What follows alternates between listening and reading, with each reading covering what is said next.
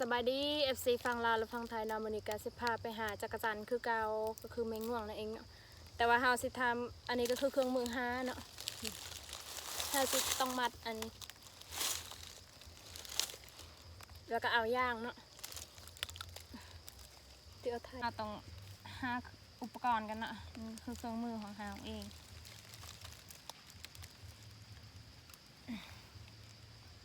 นี่ก็เป็นเวลาบ่าย4แล้วเนาะสิเข้า5 โมงเลย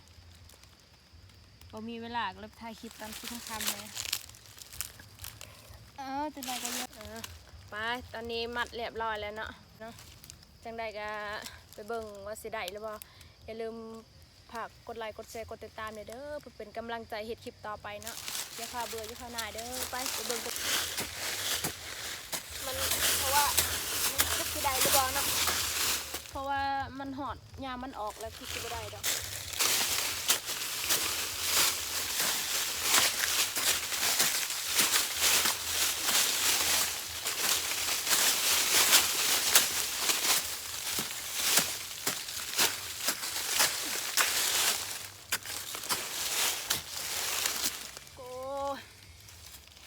ตอนนี้ยังไม่ทันเห็นเนาะเพราะว่า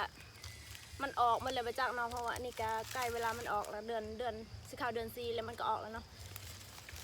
ไปหาเห็นแล้วเนาะฮูมันแต่ประจักษ์ว่าสิได้หรือบ่เพราะว่าคือสิมันออกแล้วมั้งเพราะว่ายามนี้เนาะแต่เฮาสิรุ่นเบิ่งว่าสิได้หรือบ่เนาะเสียงและมื้อนี้เพราะว่ารู้สึกอยากนะเลยมาเนาะมากับน้องสายบ่มีไผจับกล้องให้นะเพิ่นหายไปอย่างมานำเพราะว่าเพิ่นว่าขี้คร้านจับกล้องเนาะบ่ได้ไปหาบ้างไหมกระจอยเนาะเป็นไอบ่สาว4-5 ปีแล้วผู้ใดมียาดีๆก็แนะนำเลยเด้อคนจอยแห้งเลยอันนั้นคือน้องสายลาเนาะนี่มาเบิ่งพอแต่หูเดียวนี่โอ้จักสิได้หรือบ่มีแต่หมดผู้คือเพิ่นอีกแล้วหูเนาะมื้อนี้ต้องสิบ่ได้ดอกโอ้เสร็จดิฉันเซ็นเอาอันนี้มาแย่แน่คลอเอ้ยคือหมดตายแท้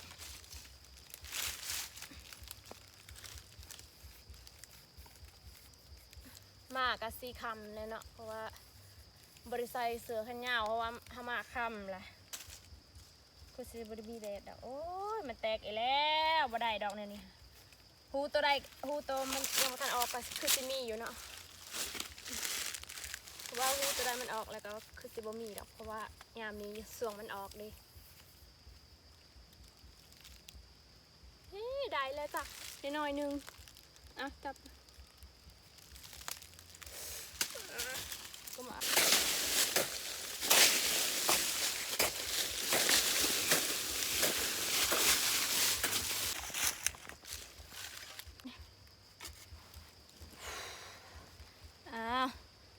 ตอนนี้ก็เบิ่งถูกเกี่ยวขาวแหละมาท่านกินข้าวสำเนาะตอนนี้ก็เวลาสิขาว5 โมงเต็มแล้วเนาะแต่เขามาคำเนี่ยเพราะว่า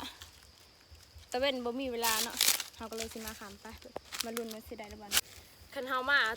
เทือมันจะได้ยินเสียงแล้วเนาะจากวงวีพีอารีไปจักนะเบิ่งมือกลางก็จอยจักสิเห็นหน่อยนี่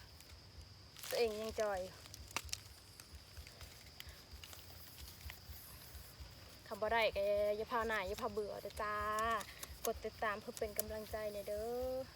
มันออกแล้วไปจักขู่ตัวนี้คือบ่เห็นเนาะเสียงโซกอะไรมือนี้คือสิบ่ได้ดอกไม่รุนหูตัวนี้ก็ได้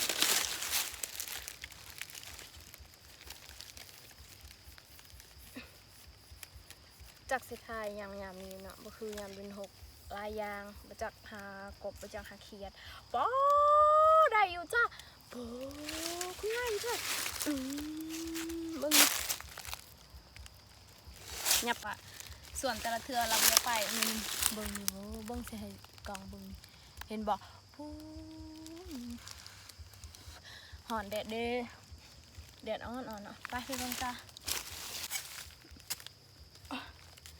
หอนพี่น้องเอ้ยเบิ้งที่ดินกับว่าจะพอจะบ้ามันเนาะ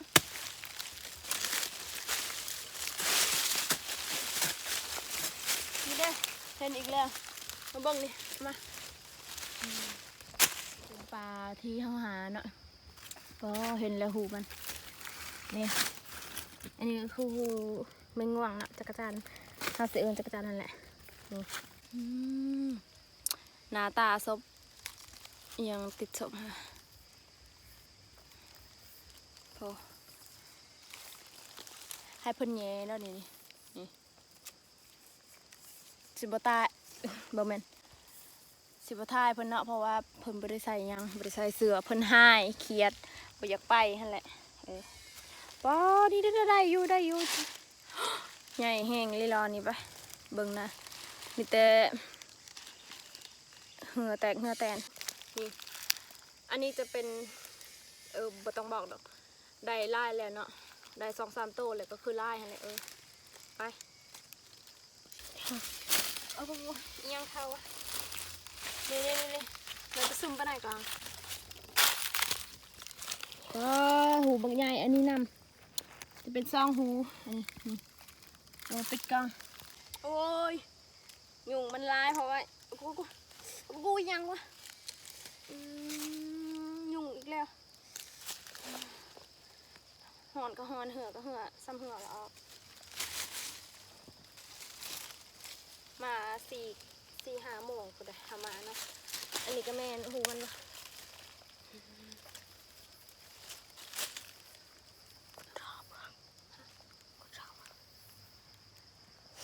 เสียงเขียดห้องเนาะเพราะคือฝนสิตกนี่คือสิถึงมั่งแต่นี่ป๊อบางนี่เอามาใกล้ๆดูก่อนนี่ตัวบางใหญ่เลยนี่สู้ชีวิตเพื่อปากเนาะอยากกินอันใดก็หาอันนั้นคนเฮา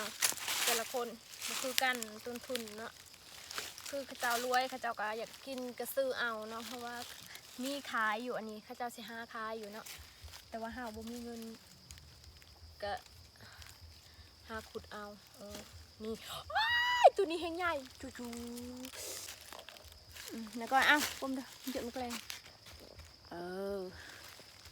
หยับอีกป๋อ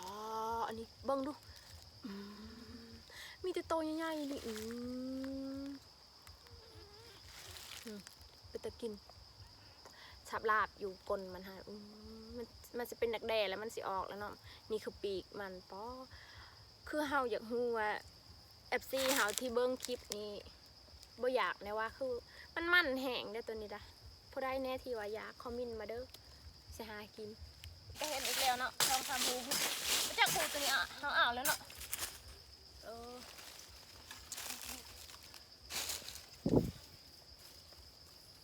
มาแบบมา2 คนกับน้องสายคือเก้าเหมือนนี้เนาะเพิ่นก็สิบ่อยากจับได้ก่อนโอ้ก็บ่เห็นว่ามันแตกแล้ว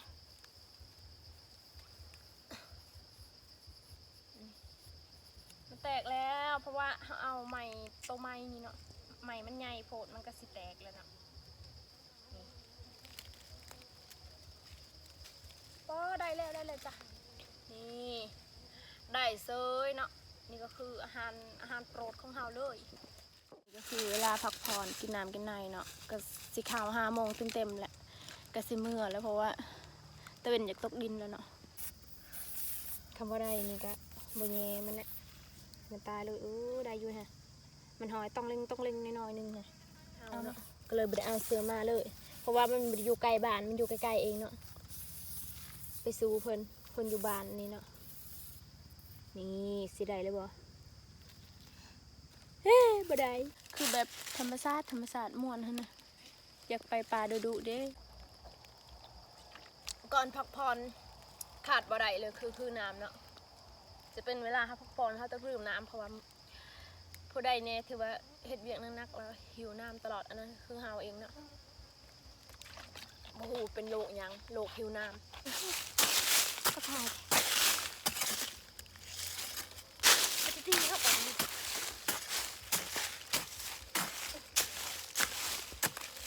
ยากคือจะมีแนวตั้งกองเนาะว่าส่วนน้องก็ต้องเถื่อกับใบยาไปแล้วเนาะคนเปียกเห็นเนาะมีติจมประแมนคอมเพลนอะไรเว คนจับกล่องให้อยู่เทิงปลาเนาะมาเบิ่งตัวนี้ต่อ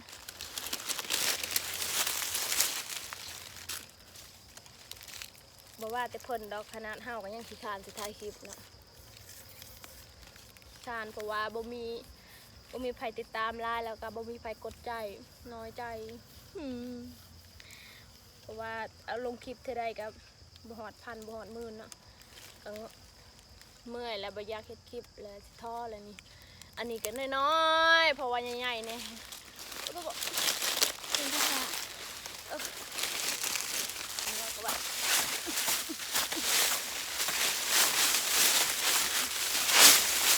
มันหกสับทิมหกสับทิมนี่ชีวิตคือเสียงคนคือแบบเฮายานนะผู้ใดเนี่ยที่แบบไปตามยานผู้คอยได้ผู้หนึ่งได้แบบหันออกป่าออกดงก็ยานอย่างสิไปน้ำลังต้องไปก่อนมูเลย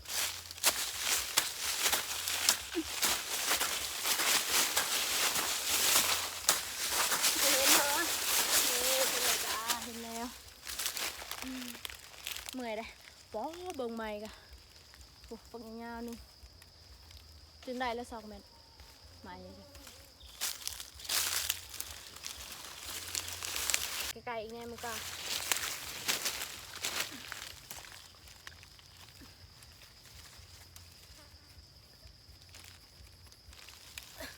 ผู้ใดซื้อว่าหากระเดะกระยาเนาะมักไข่มักมัน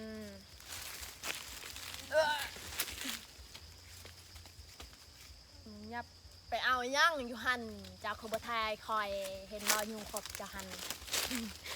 ว้าวคือจะหยับมาย่างไก่โอ้ยบักอันนี้นี่แหละจะอันนี้แหละเพิ่นประยักไทยคลิปไหมเนาะเพราะว่าคอยมีแต่อยากหายแล้วนี่อ๋อนี่น่ะสไตล์ลอยล่ะปูขาดเลยเนาะขาดกลนเลยผู้ใดอันเห็นให้กลนแล้วขาดนี่บอกแน่นี่เสียบตูด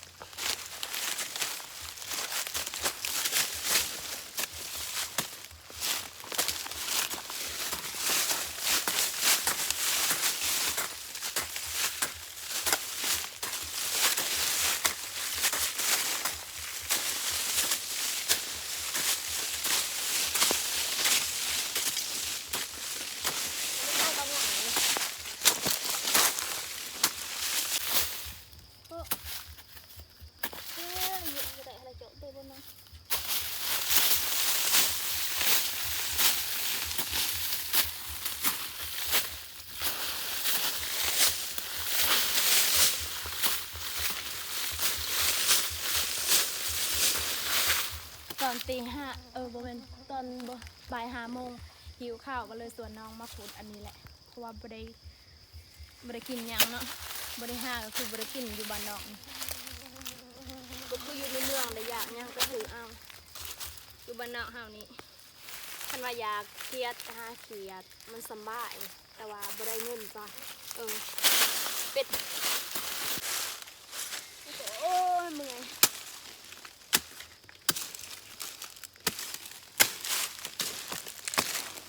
บริสุทธิ์สบายคือไพ่เนาะเฮาก็ทุกที่ยากครอบครัวยากจนนะบ่เคยกินลูกอยู่สบายดอกเนาะบ่จักแต่คำว่าบ่มีเงินมีคำบ่เคยกินลูกอยู่สบายบ่เคยกินหยังซ้ำเนาะกินแต่ขี้แท้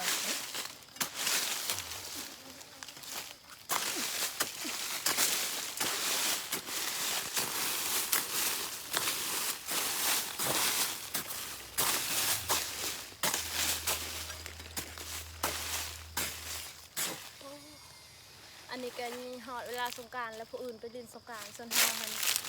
เอาแต่ในป่าบ่มีเงินสิดินสงกรานต์ผู้ใดจะดีก็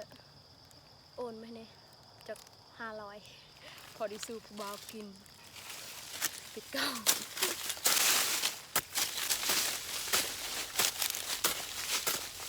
บ่สิเฮ็ดง่ายๆก็ต้องมาเฮ็ดเป็นตัวยากเนาะก็อันนี้ก็คือผลไม้ปลาเนาะนะมูจิจิ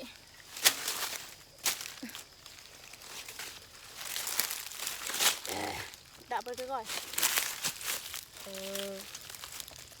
เบิ่งกามครับคุณชายต่อยนี่ตายเลยนะ อันนี้จะเป็นผลไม้กินสามารถกินได้เนาะแซ่บเด็กน้อยมักเด็กน้อยกับเด็กน้อยบ้านเฮาเนาะเพราะว่าอันนี้ก็คือต้นมาแหละบริโชงพระเจ้ามาไปป่าเด็กน้อยเห็นเด็กน้อยกินเนาะเอาเป็นธงยางพอได้เด็กน้อยก็ได้บักฮาแต่ผู้บ่มีตะเวนบ่มีแดดเลยเงียบมิดเจรีเนาะผู้ตะเวนก็ได้ตกดินเลยบ่เห็นอยากถ่ายลายจะน่าสิติดเพิ่นก็เป็นวัดบ่ฮู้ว่าสิเอาหยังให้เพิ่นกินให้สาวเนาะบ่มียารักษาเนาะว่าง่ายๆซะบ่มีเงินซื้อเนาะจะบ่มีเงินรักษาเพิ่นเนาะเพิ่นเป็น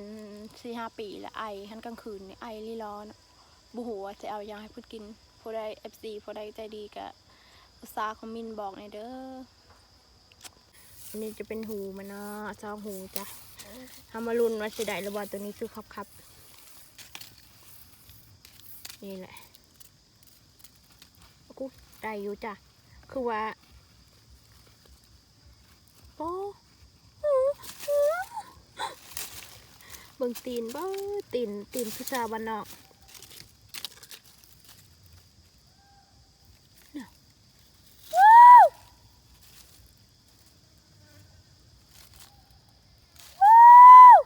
จะรู้ละ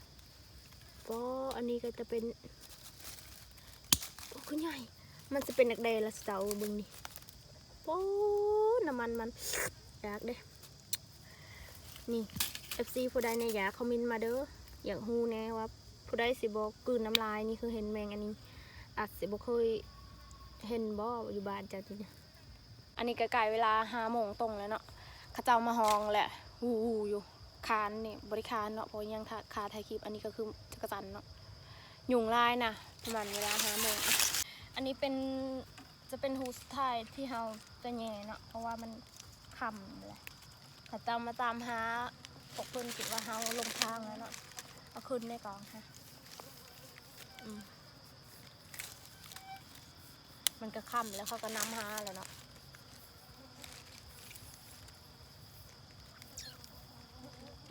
คือบ่เห็น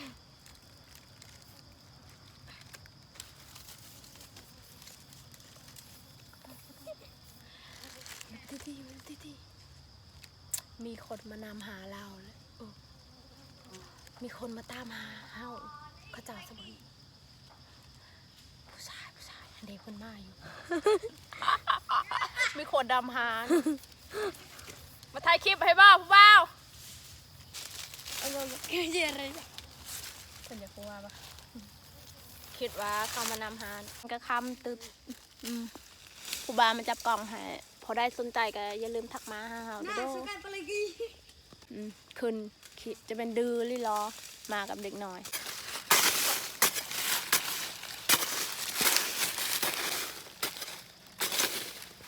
เบิ้งก็รักแฟนหวานนี่ก็รักจังยังปนาเขาถ่ายเบิ้งนี่อันนี้ก็คือสิ่งที่เขาได้เนาะตัวนี้คือแบบมันจะเป็นนักแดงแล้วมันใหญ่เฮงอาจสิบลายแต่ก็เพราะว่าเขามาค้ำแล้วเนาะหาหูมันหยาเฮงนี่แต่สำหรับเฮากับพอกินแล้วจะมีปลายคีบ่ภาษาค่ะเอิญปลายคีเนี่ยอันนี้ก็ข้ามมืดแห่งได้ยินเสียงโตตึมข้าเจ้าลินสงการอยู่โอ้มันแตกแล้ว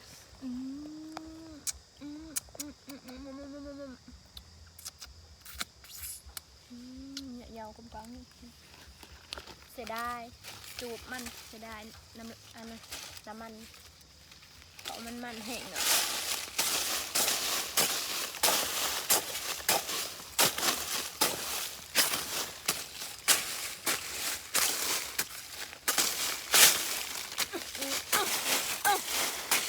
ยุงลายบนกูได้ใส่อันนั้นบอกบักนั้นก็ไม่ได้ใส่เสื้อบ่จะเมื่อแล้วเนาะเพราะว่ายุงมันลายเพิ่นไม่ได้ใส่เสื้อตบยุงป๊อบอยู่ตัวนี้บ่มี หัวควันใครบ้าเขาใช้คลิปแด้น้องพรใช้คลิปอยู่แต่อย่าหัวควันน้องพรเด้อ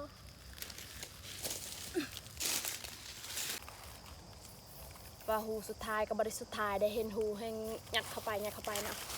บางคนก็ยุ่งเห็ดหมดเลย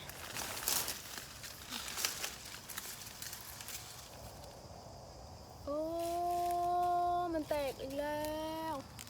มุนอุยปุยดิแรงเสียดายไปเอาไปมาทายเป็นไงไอ้สุดอ่ะกลมแล้วก็ไอ้เพนอ่ะก็ไอ้เป็ดดอกอันเก่ามาไม่ไปได้ละเยอะกันทายละ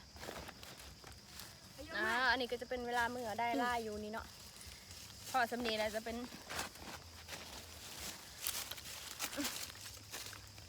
อย่าลืมกดไลค์กดแชร์เพื่อพักจบคลิปเท่านี้แหละพักจบคลิปเท่านี้แหละอย่าลืมกดไลค์กดแชร์กดติดตามเพื่อเป็นกำลังใจให้พวกเราในเด้อขอบคุณอยากจันไปจะเป็นเวลาเมื่อแล้วเนาะไปอย่าลืมกดไลค์กดแชร์ในเด้อเพื่อเป็นกำลังใจ